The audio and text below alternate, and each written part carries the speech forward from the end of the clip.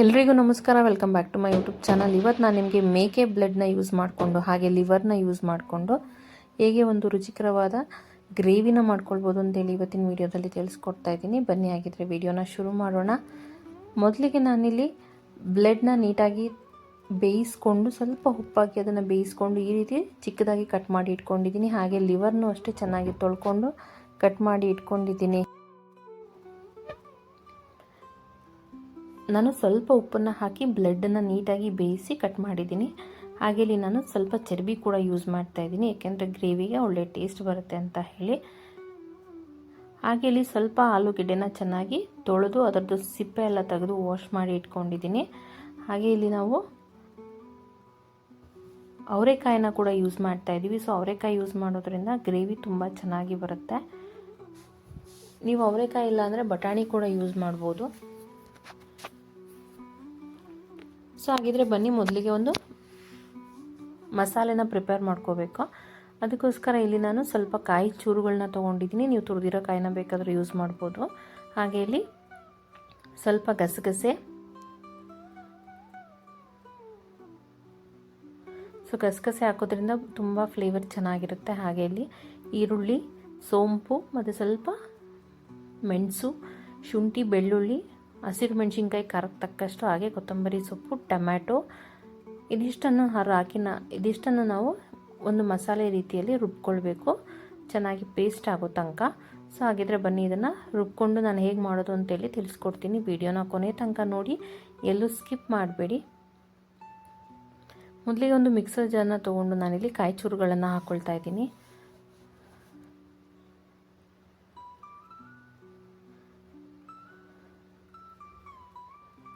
ನೀವು ಬೇಕಿದ್ರೆ ತುರಿದಿರೋ ಕಾಯಿ ಅಥವಾ ಅದನ್ನು ಕ್ರಷ್ ಮಾಡಿ ಕೂಡ ಹಾಕ್ಕೊಳ್ಬೋದು. ನಂತರ ನಾನಿಲ್ಲಿ ಖಾರಕ್ಕೆ ತಕ್ಕಷ್ಟು ಹಸಿರು ಮೆಣಸಿನ್ಕಾಯಿನ ಹಾಕ್ಕೊಳ್ತಾ ಇದ್ದೀನಿ. ನಾನಿಲ್ಲಿ 4 ಹಸಿರು ಮೆಣಸಿನ್ಕಾಯಿನ ಯೂಸ್ ಮಾಡ್ತಾ ಇದ್ದೀನಿ. ಹಾಗೆ ಸ್ವಲ್ಪ ಮೆಣಸನ್ನು ಕೂಡ ನಾನಿಲ್ಲಿ ಹಾಕ್ಕೊಳ್ತಾ ಇದ್ದೀನಿ.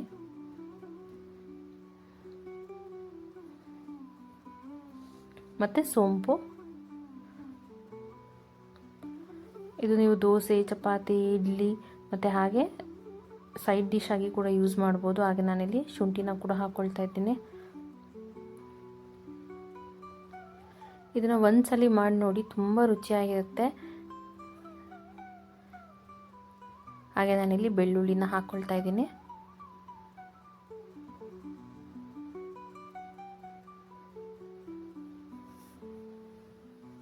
ಸ್ವಲ್ಪ ನಾನಿಲ್ಲಿ ಗಸಗಸೆನ ಉಪಯೋಗಿಸ್ತಾ ಇದ್ದೀನಿ.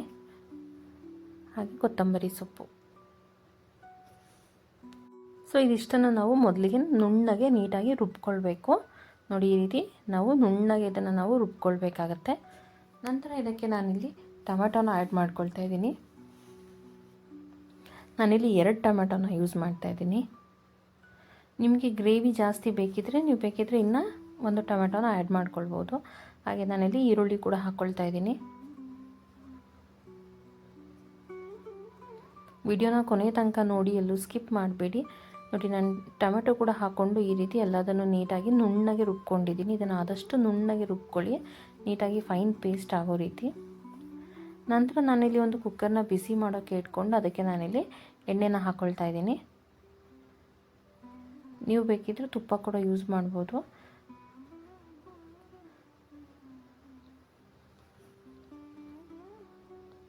ಸೊ ನಾನಿಲ್ಲಿ ಕೊಬ್ಬರಿ ಎಣ್ಣೆನ ಯೂಸ್ ಮಾಡ್ತಾ ಇದ್ದೀನಿ. ನೀವು ಬೇಕಿದ್ರೆ ನೀವು ರೆಗ್ಯುಲರಾಗಿ ಯಾವುದನ್ನು ಎಣ್ಣೆನ ಯೂಸ್ ಮಾಡ್ತೀರಾ ಮನೆಯಲ್ಲಿ, ಆಯಿಲ್ನ ಯೂಸ್ ಮಾಡ್ಬೋದು.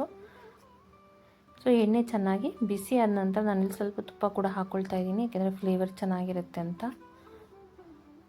ನಂತರ ಎಲ್ಲದನ್ನು ನೀಟಾಗಿ ಮಿಕ್ಸ್ ಮಾಡ್ಕೊಳ್ಬೇಕು.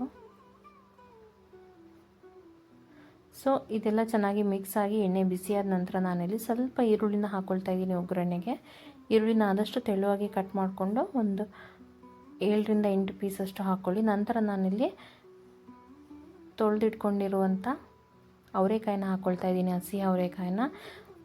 ಹಸಿ ಅವರೆಕಾಯಿ ಇಲ್ಲ ಅಂದರೆ ನೀವು ಬೇಕಿದ್ರೆ ಬಟಾಣಿ ಕೂಡ ಆ್ಯಡ್ ಮಾಡ್ಕೋಬೋದು. ನಂತರ ನಾನಿಲ್ಲಿ ಲಿವರ್ ಮತ್ತು ಸ್ವಲ್ಪ ಚರ್ಬಿ ಕೂಡ ಹಾಕ್ಕೊಂಡಿದ್ದೀನಿ, 1ರಿಂದ 2 ಪೀಸಷ್ಟು. ಸೊ ಈ ರೀತಿ ಲಿವರ್ನ ನಾವು ಎಣ್ಣೆಯಲ್ಲಿ ಚೆನ್ನಾಗಿ ಬಾಡಿಸ್ಕೋಬೇಕು. ಸೊ ಲಿವರ್ ಎಲ್ಲ ಚೆನ್ನಾಗಿ ಬಾಡಿಸಿದ ಮೇಲೆ ನಾನಿಲ್ಲಿ ಸ್ವಲ್ಪ ಆಲೂಗೆಡ್ಡೆನ ಹಾಕ್ಕೊಳ್ತಾ ಇದ್ದೀನಿ. ನಾನಿಲ್ಲಿ ಒಂದು ಆಲೂಗೆಡ್ಡೆನ ಸಿಪ್ಪೆ ತೊಗೊಂಡು ಕಟ್ ಮಾಡಿ ಇಟ್ಕೊಂಡು ಹಾಕ್ಕೊಂಡಿದ್ದೀನಿ. ಹಾಗೆ ಇದಕ್ಕೆ ನಾನಿಲ್ಲಿ ಸ್ವಲ್ಪ ಅರಿಶಿಣದ ಪುಡಿ ಕೂಡ ಹಾಕ್ಕೊಳ್ತಾ ಇದ್ದೀನಿ. ಸೊ ನಾನು ಇವಾಗ ಇದನ್ನೆಲ್ಲ ಚೆನ್ನಾಗಿ ಹುರ್ಕೊಳ್ಬೇಕು, ಹಸಿ ವಾಸನೆ ಹೋಗೋ ತನಕ. ನೋಡಿ, ಈ ರೀತಿ ಎಲ್ಲದನ್ನು ನಾವು ಹುರ್ಕೊಳ್ಬೇಕು.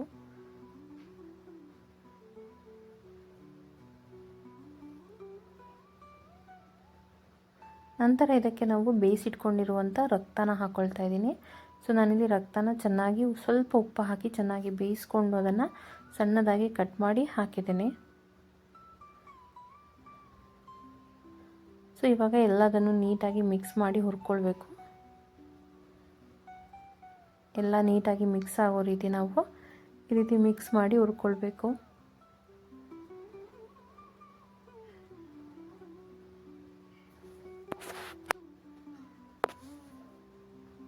ನಂತರ ನಾನಿಲ್ಲಿ ಸ್ವಲ್ಪ ಗರಂ ಮಸಾಲೆನ ಹಾಕ್ಕೊಳ್ತಾ ಇದ್ದೀನಿ.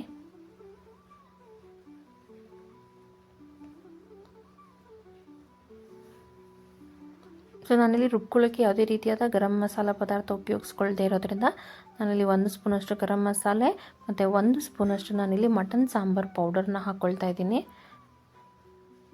ಮಟನ್ ಸಾಂಬಾರು ಪೌಡರ್ ಇಲ್ಲ ಅಂತಂದರೆ ನೀವು ಬೇಕಿದ್ರೆ ಕೆಂಪು ಮೆಣಸಿನ್ಕಾಯಿ ಪುಡಿ ಮತ್ತು ಧನಿಯಾ ಪುಡಿನ ಕೂಡ ಇಲ್ಲಿ ಹಾಕ್ಕೊಳ್ಬೋದು. ಸೊ ಇದನ್ನೆಲ್ಲ ಹಾಕ್ಕೊಂಡು ನಾವು ಈ ರೀತಿ ಹುರ್ಕೊಳ್ಬೇಕು. ನಂತರ ನಾನಿಲ್ಲಿ ರುಚಿಗೆ ತಕ್ಕಷ್ಟು ಉಪ್ಪನ್ನು ಹಾಕ್ಕೊಳ್ತಾ ಇದ್ದೀನಿ.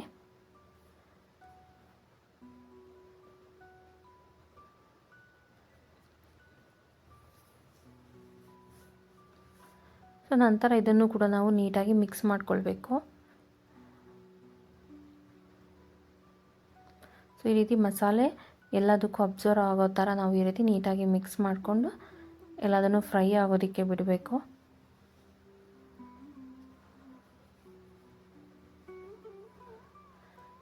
ನಂತರ ನಾವಿಲ್ಲಿ ರುಬ್ಕೊಂಡು ಇಟ್ಕೊಂಡಿರುವಂಥ ಮಸಾಲೆ ಆಲ್ರೆಡಿ ಏನು ಫೈನ್ ಪೇಸ್ಟಾಗಿ ರುಬ್ಬಿ ಇಟ್ಕೊಂಡಿದ್ವಿ ಆ ಮಸಾಲೆನ ಇಲ್ಲಿಗೆ ಆ್ಯಡ್ ಮಾಡ್ಕೊಳ್ಬೇಕು.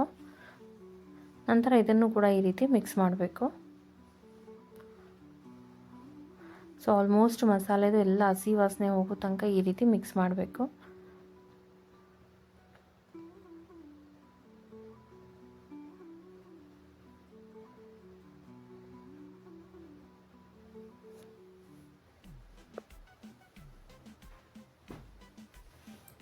ಸೊ ಇದೆಲ್ಲ ಹಸಿ ವಾಸನೆ ಹೋಗಿ ಮಸಾಲೆ ಎಲ್ಲ ಚೆನ್ನಾಗಿ ಬೇಯೋದಕ್ಕೆ ಶುರುವಾಗಿದೆ. ಇವಾಗ ನಾನು ಇದಕ್ಕೆ ನಮಗೆ ಗ್ರೇವಿ ಕನ್ಸಿಸ್ಟೆನ್ಸಿಗೆ ಎಷ್ಟು ಬೇಕೋ ಅಷ್ಟು ನೀರನ್ನು ಆ್ಯಡ್ ಮಾಡ್ಕೊಳ್ತಾ ಇದ್ದೀನಿ. ಮತ್ತು ಎಲ್ಲದನ್ನು ನೀಟಾಗಿ ಮಿಕ್ಸ್ ಮಾಡ್ಕೋಬೇಕು.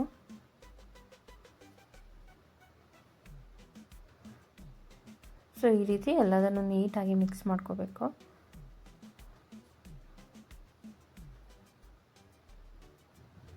ಸೊ ಇದೆಲ್ಲ ಮಿಕ್ಸ್ ಮಾಡಿಕೊಂಡು ಇದೆಲ್ಲ ಯಾವಾಗ ಈ ರೀತಿ ಕುದಿಯೋದಕ್ಕೆ ಶುರುವಾಗುತ್ತೆ. ಸೊ ಇವಾಗ ನಾವು ಕುಕ್ಕರ್ದು ಲಿಡ್ಡನ್ನು ಕ್ಲೋಸ್ ಮಾಡಿ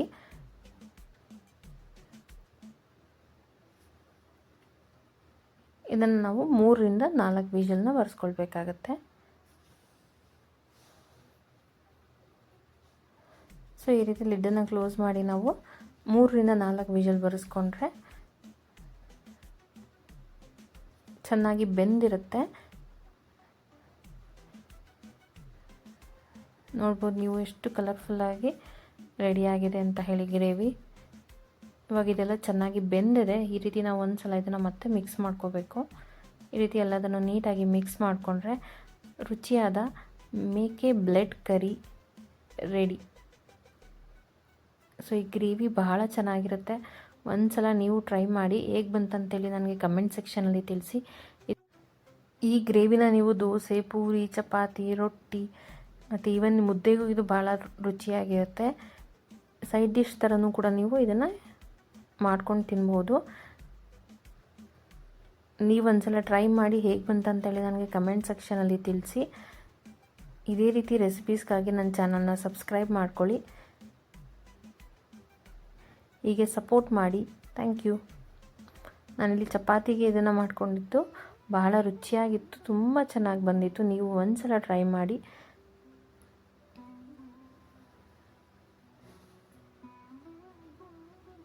ಸೊ ವಿಡಿಯೋ ಇಷ್ಟ ಆದರೆ ಲೈಕ್, ಶೇರ್, ಸಬ್ಸ್ಕ್ರೈಬ್ ಮಾಡೋದನ್ನು ಮರಿಬೇಡಿ. Thank you.